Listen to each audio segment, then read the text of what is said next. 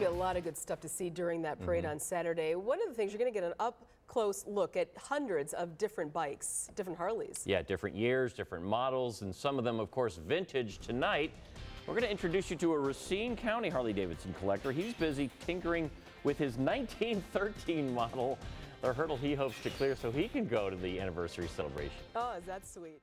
Love that. You can share your Harley pics by visiting fox6now.com. We love them. Keep them coming. Yeah, we'd love to show them off to our viewers and to everyone who visits our webpage, fox6now.com. You know, some people, they just like to build stuff, but it can be hard to find someone as committed to their hobby as a Racine County man who restores old Harley-Davidsons. As AJ Bayatpour found out, he's on the verge of finishing his biggest job yet.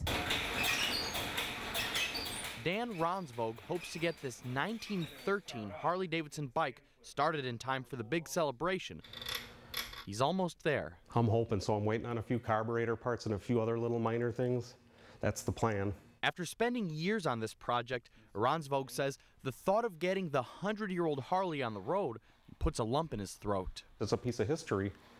You know what I'm personally bringing this thing back together and running. The Racine County Harley collector says bikes have been his passion as long as he can remember. And there was a guy when I was growing up that lived across the street from the first place I lived at when I was growing up, in an apartment, and his name was Marv, and he had Harleys, and all his buddies had Harleys, and it was just the neatest thing seeing these guys and that, and I thought, when I get older and can afford it, I'm going to get me a Harley-Davidson. In 1971, he bought his first Harley. It's still in the garage, flanked by bikes we rarely see outside the museum. Here's a bunch of vintage drag bikes.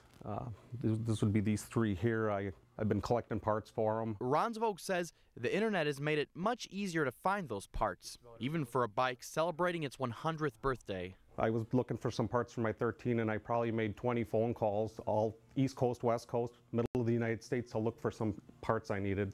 Finally found the person. Some may wonder why a man would spend years restoring a bike he'll rarely ride. Rognsvoog doesn't have an answer for them. It's hard to explain until you do it yourself, is what it is. It's neat. AJ Bayatpour, Fox 6 News.